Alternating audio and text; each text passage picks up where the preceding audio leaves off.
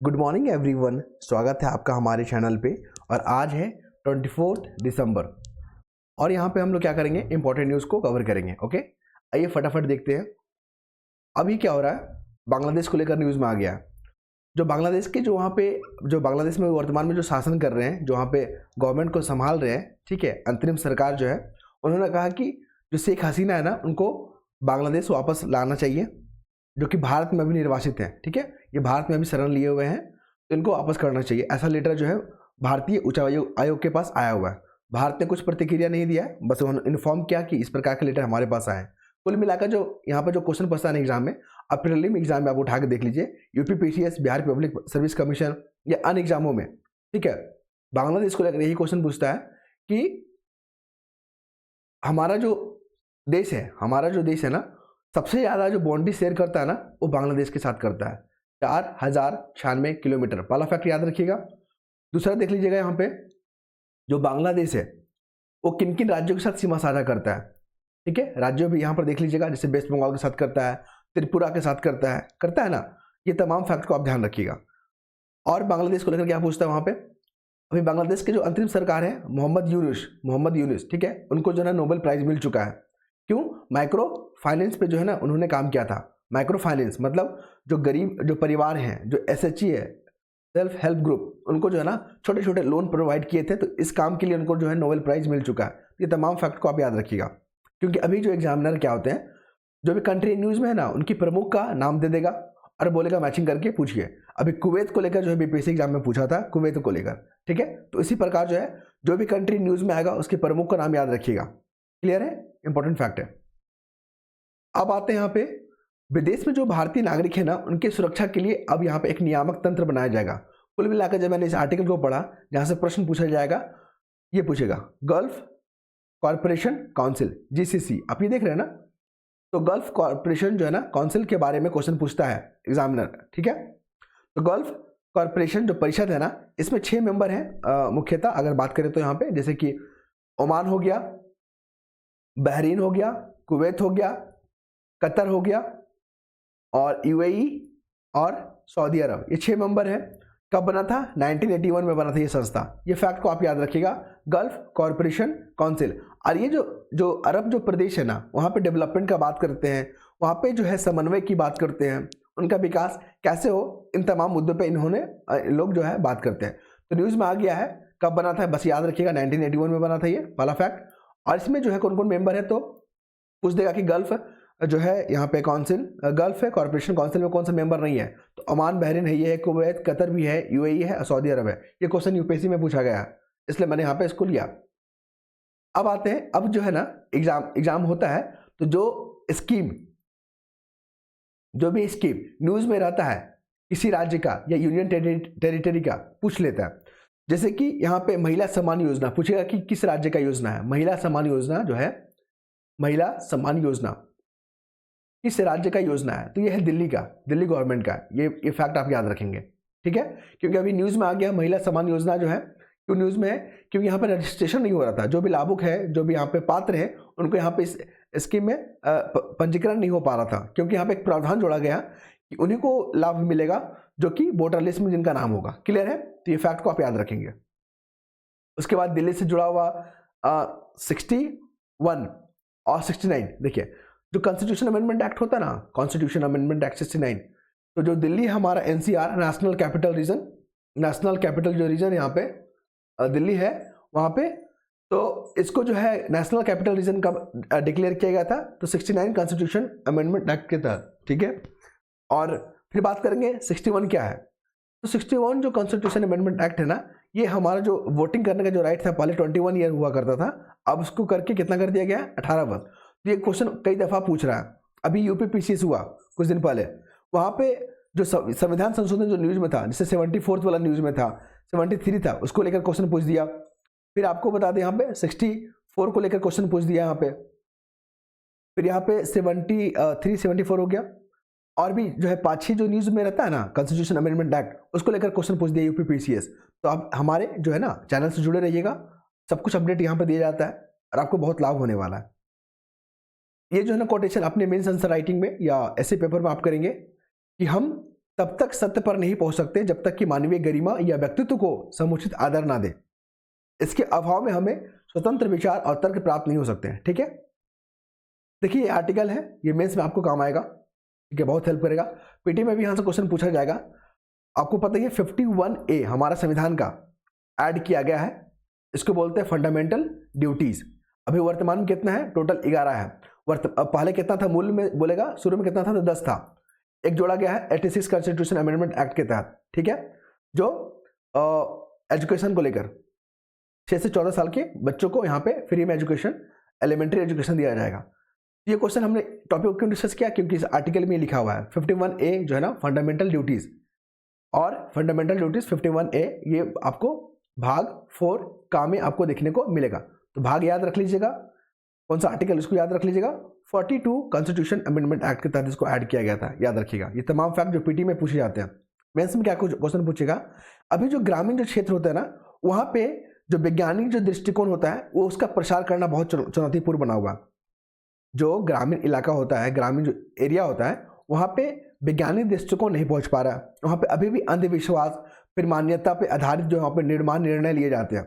अब हमको बनना है 2047 तक डेवलपमेंट, तो अपने जब तक ग्रामीण क्षेत्रों को हम डेवलप नहीं करेंगे तो हमारा देश आगे बढ़ेगा ही नहीं।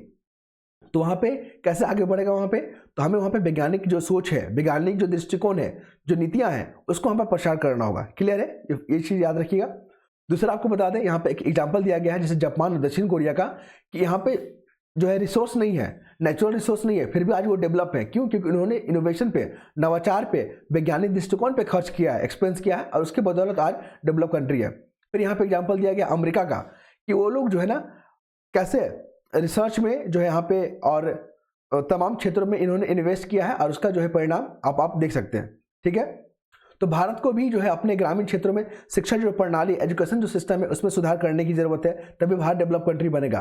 और सबसे बड़ा चैलेंजेस क्या है डिजिटल क्षेत्र में? सबसे बड़ा चैलेंज क्या है कि जो गलत जो इन्फॉर्मेशन होते हैं, जैसे डीप फेक का आप एग्जाम्पल ले सकते हैं, डिजिटल अरेस्ट का ले सकते हैं, तो ये सब मिथ्या है, जो गलत चीज़ है, गलत इन्फॉर्मेशन है, समाज में बहुत जल्दी से प्रसार होते हैं। तो इस पर रोक लगाना बहुत बड़ा जो यहाँ पे चैलेंजेस है। ठीक है, तो ग्रामीण इलाकों में क्या क्या चैलेंजेस है, ये सब चीज़ आपको लिखना होगा। फिर बात करेंगे यहाँ पे कुवैत को लेकर। देखिए भारत जो है ना, भारत के जो प्रधानमंत्री है वो कुवैत के दौरा पे गए हुए हैं। पता ही आपको, करीब 40 साल के बाद कोई भारतीय प्रधानमंत्री वहाँ पे गए हुए हैं। अभी बीपीएससी में कुवैत को लेकर भी क्वेश्चन पूछ दिया था कि वहाँ का जो प्रमुख है ना, उनका मिलान करने के लिए पूछा था। 4 कंट्री दिया हुआ था और चारों के प्रमुख दिया हुआ था, मैच करने के लिए बोला था। तो कुवैत के जो प्रमुख है, नाम याद रखिएगा, अमीर शेख मेशल। कुवैत का करेंसी याद रखिएगा, कुवैती दिनार। कुवैती दिनार सबसे महंगी करेंसी है, 247 रुपये के आसपास है। मान लीजिए आपको एक कुवैती दिनार खरीदना है ना, तो 247 रुपये आपको देना पड़ेगा। सबसे महंगी करेंसी यही है, और बीपीएससी में 69 में भी पूछा था ये वाला, इस टाइप का क्वेश्चन। फिर बात करेंगे यहाँ पे आतंकवाद को लेकर। अभी बातचीत हुआ है आतंकवाद, क्योंकि भारत जो है आतंकवाद से बहुत बड़ा ग्रसित है, बहुत उससे प्रभावित है। तो कुवैत के साथ यहाँ पे जो साझेदारी बना है कि हम जो है ना आतंकवाद को किसी भी रूप में यहाँ पे स्वीकार नहीं करेंगे। ये पहला फैक्ट हो गया। अभी क्या है कि कुवैत में जो है ना भारतीय अब मेडिसिन का यहाँ पे एक्सपोर्ट करेगा भारत, और जो कुवैत से जो पेट्रोलियम है, पेट्रोकेमिकल जो उत्पाद है, जो गैस है, वो इंपोर्ट करेगा भारत, तब जाके बैलेंस हो पाएगा। क्लियर है? इस चीज़ को ध्यान रखिएगा, मैं इसमें सारा काम आएगा आपको। एक चीज़ आपको और बता दें, मान लीजिए जो भी आप एग्जाम दे रहे हैं, पीटी का एग्जाम दे रहे हैं, प्रीलिम्स का एग्जाम दे रहे हैं, फिर मेंस उसमें होता है, फिर इंटरव्यू होता है, तो पीटी में जो करंट अफेयर में टॉपिक पूछ लेते हैं ना, वही टॉपिक को ना आप मेंस के लिए तैयार कर लीजिएगा, क्योंकि मेंस में क्वेश्चन जो है ना आपको अधिकतर वहीं से देखने को मिलेगा। क्योंकि बीपीएससी जो एग्जाम दे रहे होंगे मेंस वाला, तो कुवैत को लेकर आप लोग टॉपिक याद तैयार कर लीजिएगा। कुवैत से क्वेश्चन पूछेगा, क्योंकि पीटी में पूछा ना, तो कुवैत को ही वहाँ पर डिस्क्राइब कर देगा कि बोलेगा भारत और कुवैत के जो रिलेशन है अभी हाल ही में जो है बढ़ोतरी देखा गया है, आप इसके पीछे क्या कारण मानते हैं, और भारत सरकार कुवैत सरकार ने अभी हाल ही में कौन से समझौता किए हैं ताकि अपने जो रिश्ते हैं उसको मजबूती दिला सके। तो इस तरह के प्रश्न जो आपको पूछे जाएंगे।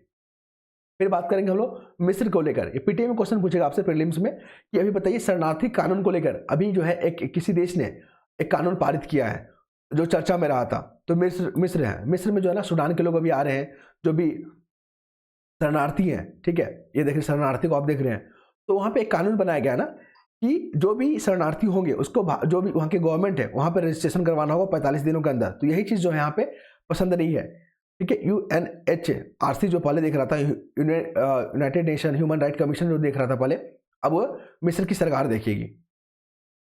फिर बात करेंगे यहाँ पे भारत और चीन चाइना रिलेशन को लेकर। देखिए सबसे ज़्यादा बाउंड्री शेयर करते हैं हम लोग बांग्लादेश के साथ, सेकेंड में पूछेगा तो कौन है, चाइना है। ठीक है, कुछ देश मतलब जो चाइना के साथ भारत का रिलेशन जो है ना काफ़ी विवाद में रहा था 2020 में, लेकिन अभी इसमें सुधार देखने को मिल रहा है, क्योंकि अब दोनों देश जो यहाँ पे समझ रहे हैं कि अगर हमें डेवलप बनना है तो हमें जो है आपस तालमेल बनाना होगा। इसी को लेकर गोगरा, ये जगह याद रखिएगा, गोगरा। फिर हम लोग बात करेंगे पैंगोंग, 2 जगह हो गया। तीसरा क्या जगह हो गया आपका, गलवान घाटी। फोर्थ में क्या हो गया, देपसांग।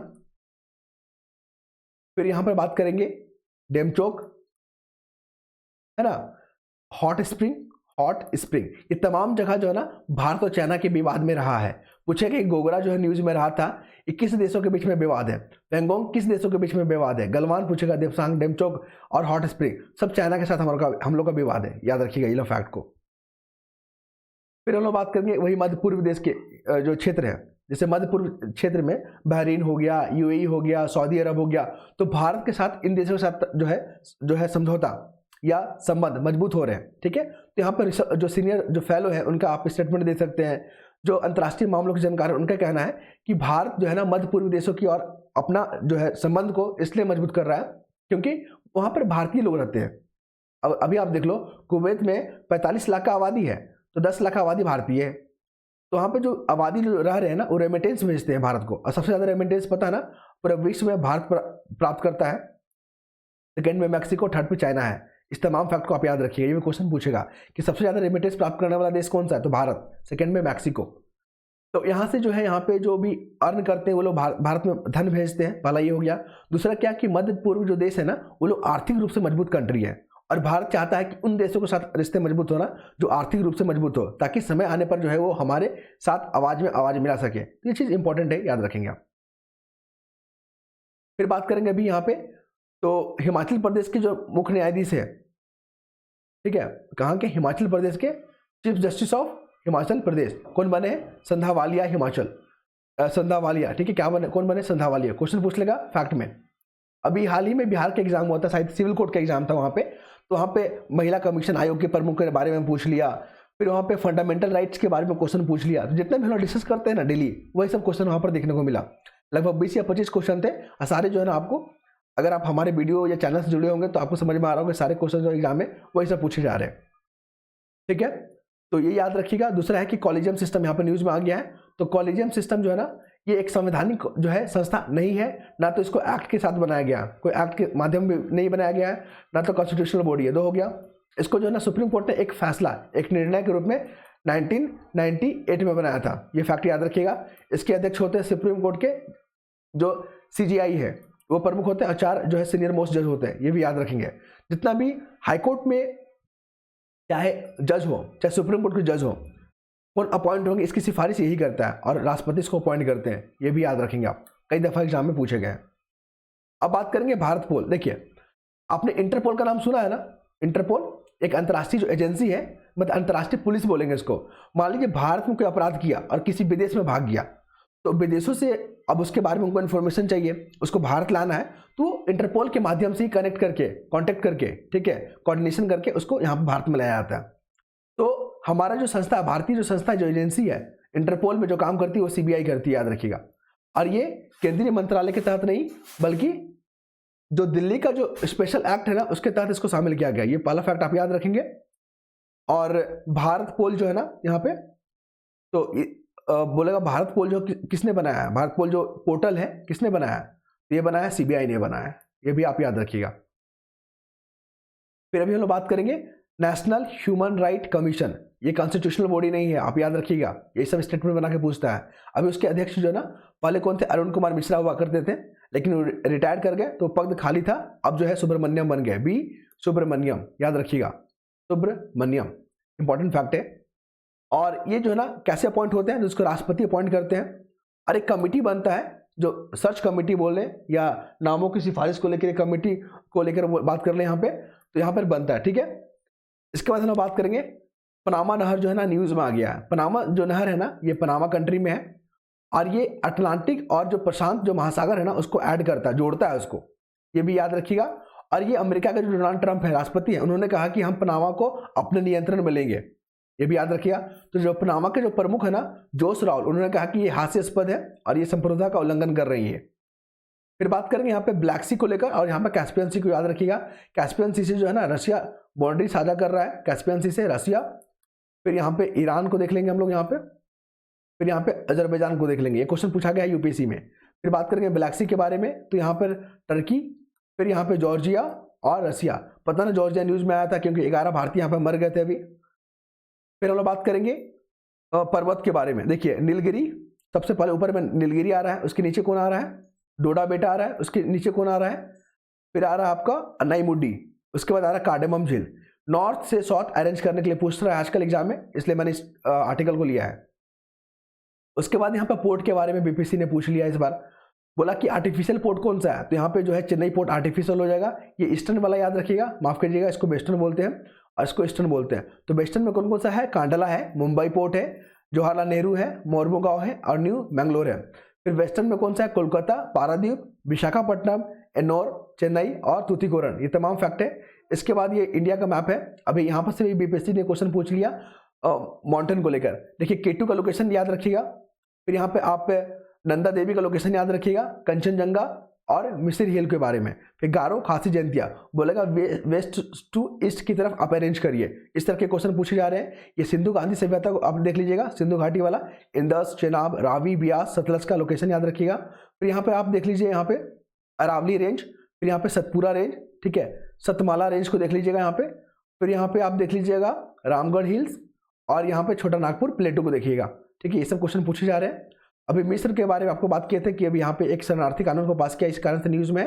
तो गाजा स्ट्रिप का लोकेशन देख लीजिए, वेस्ट बैंक का, मेडिटेरियन सी का देख लीजिए, जॉर्डन, सीरिया का देख लीजिए। मेडिटेरियन और जो यहाँ पे सीरिया है ना बाउंड्री साझा नहीं करते, ये क्वेश्चन यूपीएससी में पूछा गया। ये तमाम फैक्ट को मैंने यहाँ पे शेयर किया। अगर आप जुड़ना चाहते हैं तो लिंक आपको जो है यहाँ पे मिल जाएगा हमारे कमेंट बॉक्स में। धन्यवाद।